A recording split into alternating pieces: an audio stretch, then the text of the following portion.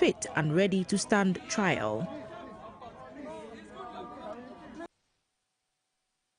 The issue of inadequate feeding grants for prisoners has once again come to the fore.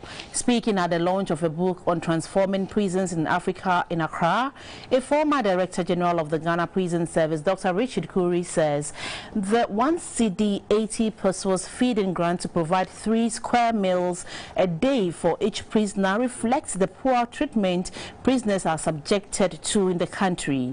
He recommended that Ghana Prison Service be changed to a correctional service to ensure that prisoners are transformed and properly integrated into society after serving their sentence. Ghana's prison system, like many others on the continent, has been bedeviled with many challenges.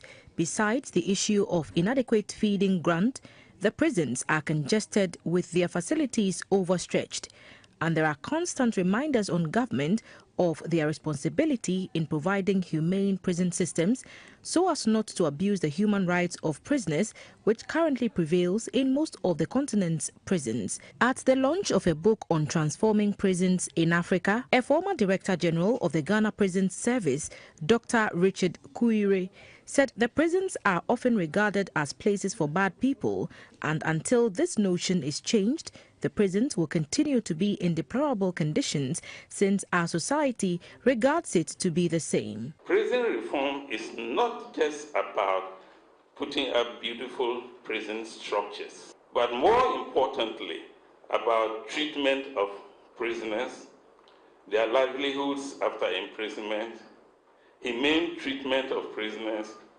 and respecting their human rights whilst they are in prison. Imagine, in the current situation in the Ghana Prison Service, the feeding rate, Reverend Bishop, the feeding rate, 1 cedi 80 pesos, which has been there for so many years. A justice of the Supreme Court, Justice Mrs. Henrietta Mensah-Bonsu, charged African leaders to thrive to make the prison's services better than what they came to meet.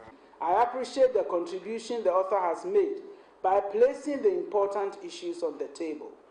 I can only thank him for providing source material with which the countries he has discussed in the book can begin or can continue a reform of their systems to achieve the transformation that 21st century human rights terrain requires. The chairman of the Prisons Service Council, Most Reverend Peter Paul Yelezuome, said there is a need for concrete strategies towards prisoner reformation and rehabilitation to ensure that the criminal justice system can work together to enhance better and good qualitative standards in prisons on the continent.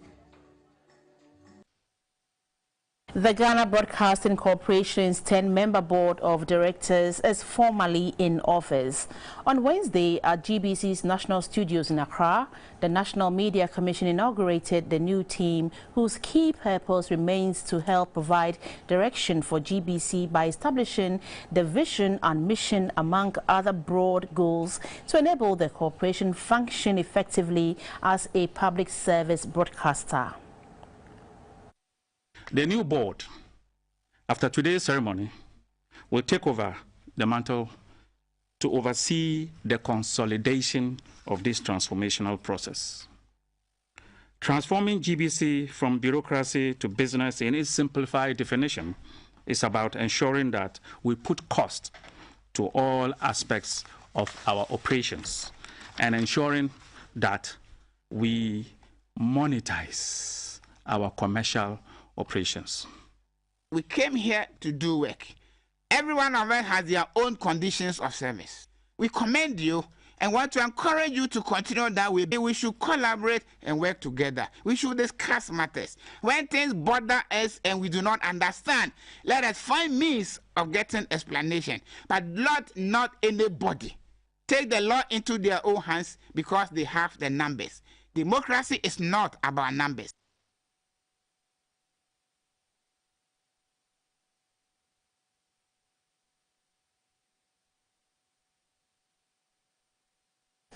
The General Secretary of the Opposition NDC, Mr. Johnson Asiedun Ketia, says his rejection of the Supreme Court ruling on the Deputy Speaker's voting rights is because the court placed premium on the right of representation of the Deputy Speakers in contrast to their impartiality, a position which is contrary to the constitutional provision.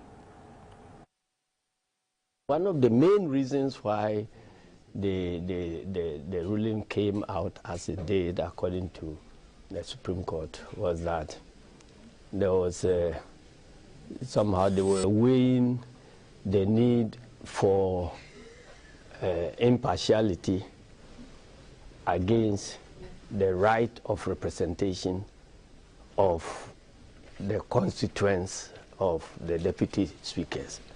And so they somehow came to a wrong conclusion that they believed the intention of the framers of the Constitution was not to place the need for impartiality above the right of representation.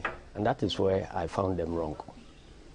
Because in actual fact, everything in the Constitution indicates that we place the need for the Speaker's impartiality and the need to avoid conflict of interest far higher than the representation that they were talking about. So maybe they got our intentions wrong. That is why I think that the ruling was wrong.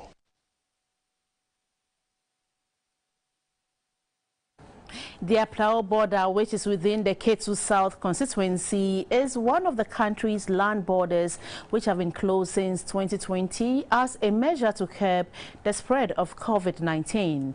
Speaking to GTV Breakfast via phone, the Member of Parliament for Ketu South, Madam Jifa Gumashi, said she is not giving up until the borders are reopened and economic activities bounce back.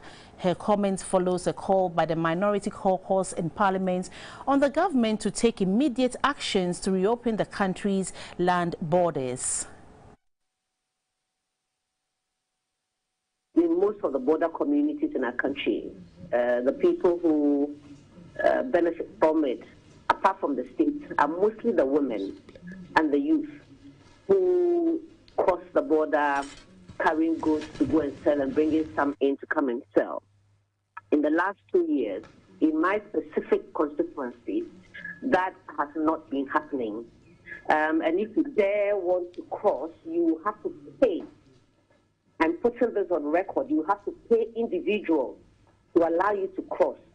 I am sure that if we did a forensic test of checks, rather, of their accounts, there will be people who have been enriched because of this closure of the border, and it is not the people who live around that community. COVID, on record, came through the airport. You found a way to deal with that. So those of us, the upper echelons of the social strata, we are able to move in and out of this country. But the ordinary people who find their living across the land borders, they are hemmed in with no social intervention to alleviate their suffering. That's unfair. The law professor at the center of the court case for which the Supreme Court affirmed the Deputy Speaker's right to vote while presiding, Mr. Justice Abdullahi says he will go for a review of the ruling. Speaking on GBC News Current Affairs program Focus, Mr. Abdullahi said he will file a fresh suit within a month. Indeed, I am going for a review. Okay. When have you decided to do that? I have a month. To do that, and so I need to think through everything so well. I need to be able to come up with something that will be convincing to the Supreme Court. Remember, the decision that was made was a 7-0 decision. Yes. Much as the Supreme Court does not operate with mathematical issues, it is still important to recognize that if all 7 members were added them on the issues before it, to be able to tilt the balance in favor of myself, I'll need to have a solid argument before them. And so I'll not want to be in a rush, unlike the rate that I had barely 14 days within which to prepare my submissions. Yes. This one I have a month. And so, and pointing out holes in the decision as made, and also trying to inform the Supreme Court that there are other matters that they did not avert their minds to.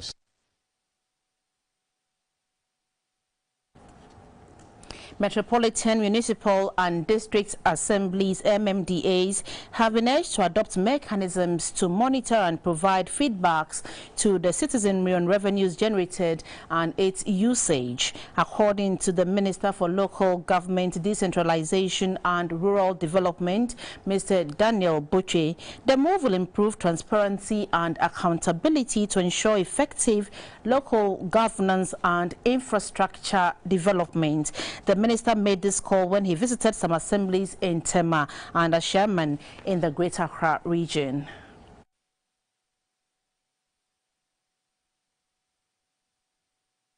Later. The Driver and Vehicle Licensing Authority, DVLA, is inviting interested Ghanaians to apply to be trained as examiners to assess motor riders. The authority announced this at a ceremony in Accra on Tuesday to certify newly trained examiners for heavy-duty truck drivers. The Deputy Director in charge of the Driver Training, Testing and Licensing, Mr. Kafu Semevo, advised the graduating examiners to be professional at all times to protect their own image, the DVLA and the country. Mr. Semevo then invited interested Ghanaians to apply for training and certification. Mr. Chairman, as part of the processes for reforming training and testing of drivers and riders of motorcycles, another group of examiners are being prepared to undergo riding examiners training. We have also advertised for interested and qualified persons from the public to apply to be trained and certified as riding instructors who will provide training for prospective and existing motorcycle riders. The Chief Executive of DVLA, Mr. Kwesi Ajimambuzia, also encouraged the graduating class to be responsible with their duty for the benefit of all. The only female in the group of 50 shared some advice. The only thing I want to tell the ladies out there that they should have that I can do spirit. If you have it, there's no way you cannot do anything. Anything you want to do, being a woman. At first, they used to say women, our office is at the kitchen. We'll be at the kitchen at the same time, join the men together.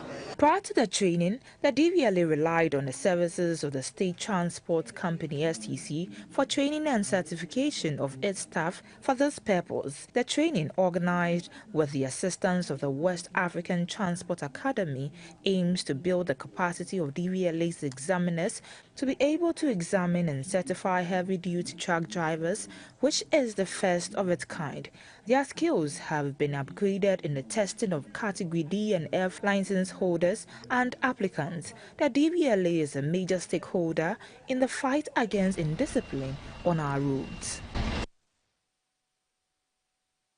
Management of the Lands Commission are at a 5-day meeting to come up with measures for a comprehensive reform of the Commission.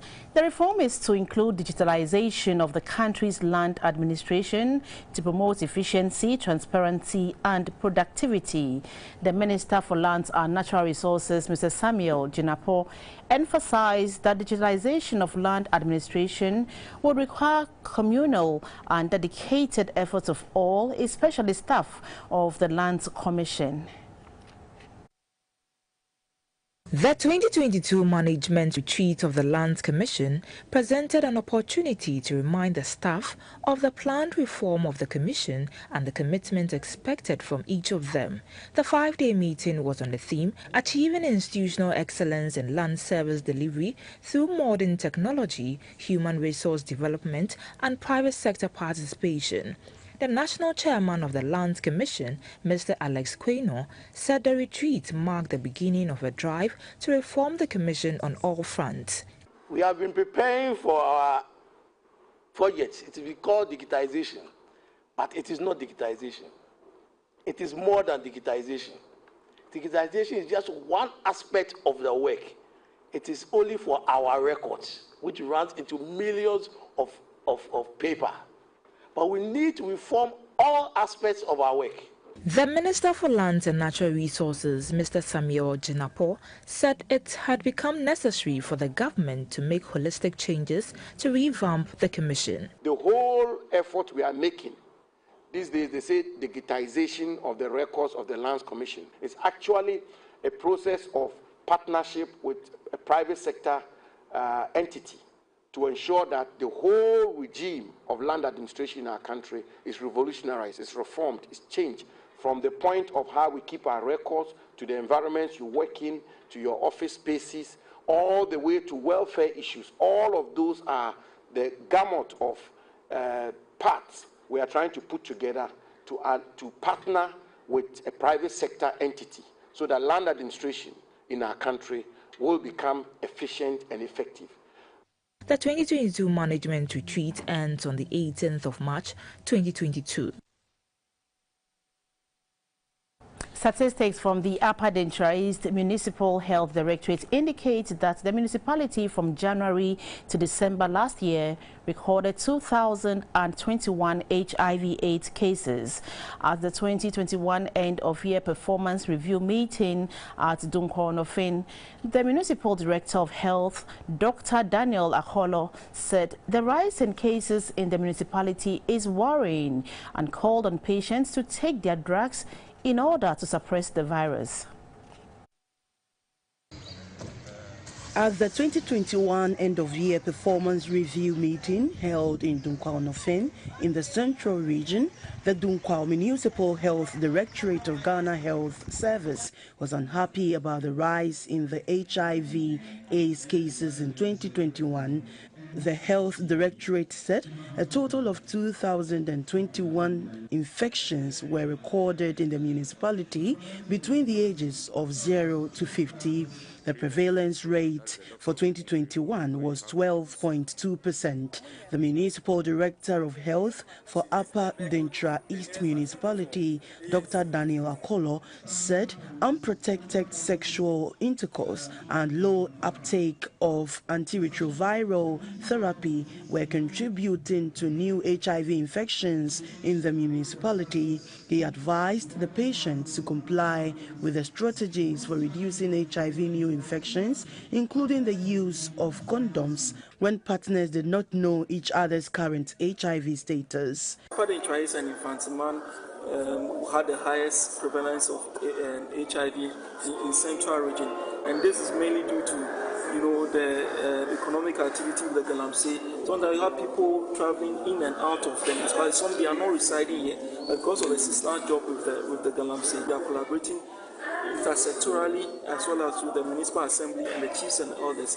to see how best we can keep all this. Dr. Daniel Akolo appealed to all to support the facilities with boreholes and medical equipment. A 44-year-old native of Zwarungu in the Upper East region, Mr. Albert Afugu, is appealing to the public to raise 30,000 Ghana cedis for a total hip replacement surgery. Mr. Afugu was involved in a motor accident last year and has difficulty in walking as a result. Further examinations at the Ultima Plus Hospital at Bolgatanga proved that Mr. Albert Afugu has an avascular necrosis of the left hip joint. Mr. Albert Afugu says he cannot move his legs without the support of a walking stick. He is therefore appealing to philanthropists to support him financially to enable him to undergo the surgery. As I'm with him, he's going through a lot of pain. In the night, he can't even sleep. To go to toilet is a problem. He can't squat. To even bath, we have to look for a stool and put it there for him to sit down.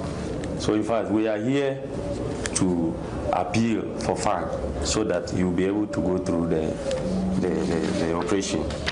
Anybody who wishes to support Mr. Albert Afugu can do so through MTN mobile money number 0246 056 812. And no amount is too little. You're still watching news coming to you live on GBC News. We'll take a short break. We'll be back with the business segment. Please don't go away.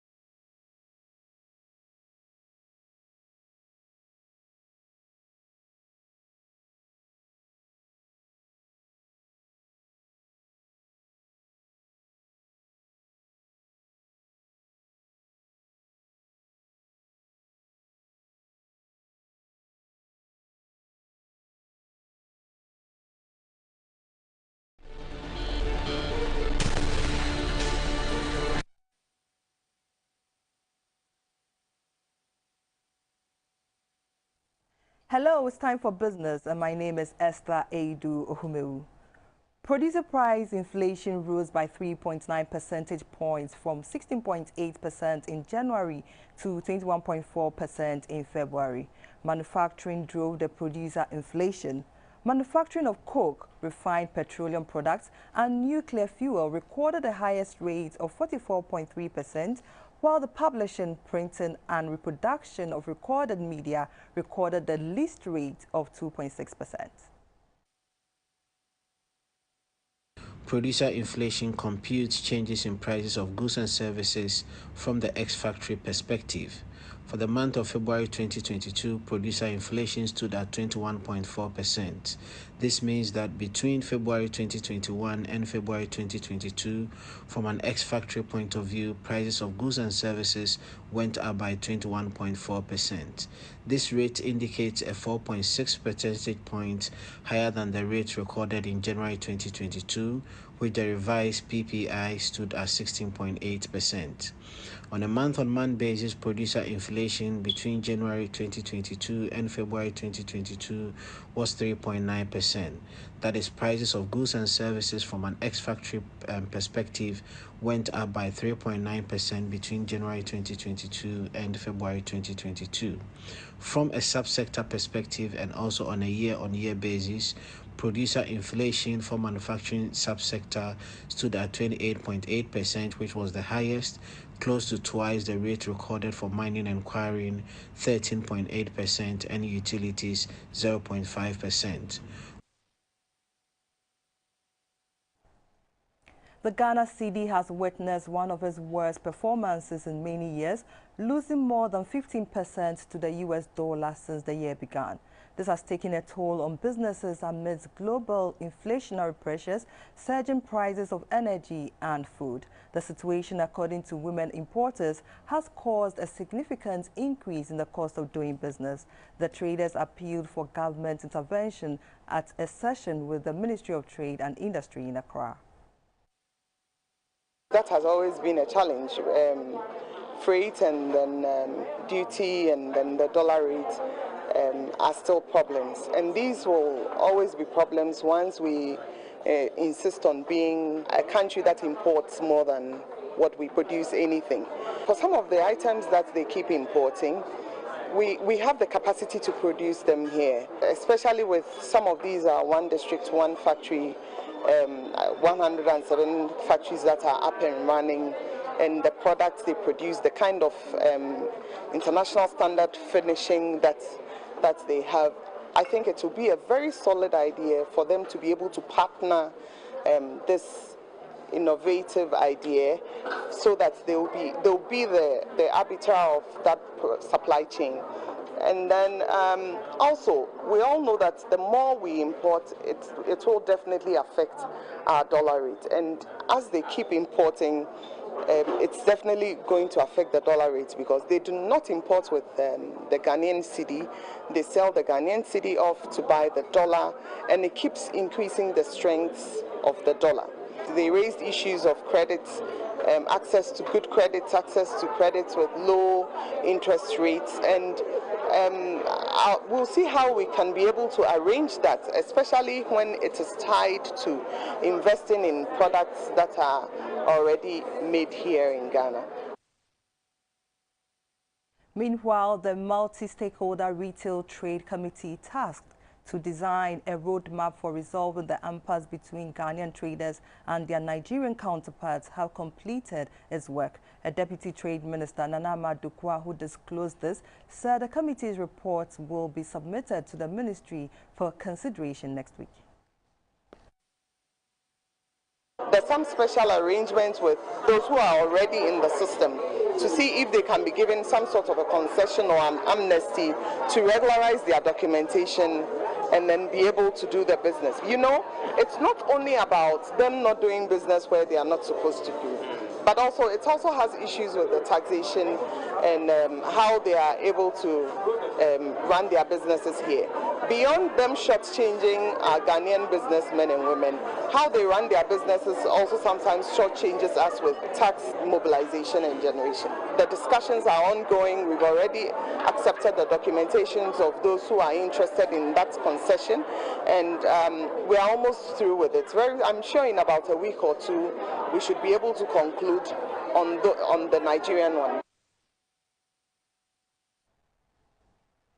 Africa faces a growing gap of 100,000 persons to one cybersecurity professional.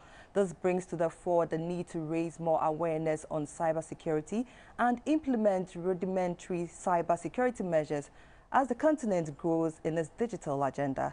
This was the primary focus of the AU Global Forum on Cyber Expertise, Africa Cyber Experts Forum in Accra. African governments face a fast-evolving array of digital threats from espionage, critical infrastructure sabotage, organized crime, and combat evasion. Cybercrime is of central concern to the African business community, which in 2017 lost an estimated $3.5 billion to cyber fraud and thefts. Businesses on the continent consistently rank cybercrime as one of the top threats facing them. The gathering by cybersecurity experts from 33 African countries sought to deliberate ways to bridge the gap between citizens and experts in the cybersecurity space and identify the capacity-building needs of the continent. At the forum, the Deputy Minister for Communication and Digitalization, Madam Ama Poma Boateng, commended Ghana for her efforts in strengthening the cybersecurity mechanisms and scoring 86.869% in the International Telecommunication Union ITU from an initial 32% in 2017. The achievement is proof of our government's commitment to developing the country's cyberspace to be secure and resilient for a sustained digital transformation, and Ghana is determined to improve on this feat in the coming years. We look forward to working closely with our African partners to achieve this, and I believe the AU-GFCE platform is such an important forum to work together. And our membership of global institutions like the GFC is very critical for capacity building efforts on the continent. The Acting Director General of the Cybersecurity Authority, Dr. Albert Intribuesiako, said Ghana's hosting of the African Continental Free Trade Secretariat is a push factor for the country to beef up all mechanisms to prevent cybersecurity challenges, especially in the area of trade. I understand there is a whole digital component of the free continental trade, and even if you look at how government are developing their services, certainly digitalization plays a crucial role in our trade development at the continental level. Therefore, how do we ensure effective implementation of ACTA through the use of digital platform infrastructure without enhancing the cyber readiness of nations? That is really, it is, and Ghana is hosting that. It means we need to even set example. We need to show leadership by example. The project lead for the AU Global Forum on Cybersecurity Experts Collaboration Project, Dr. Martin Koyabe, said the project is to address the individual digital and cybersecurity priority of each country on the continent, as well as build the capacity of cyber experts in the ever-dynamic digital space. That's all for business. Thanks for watching.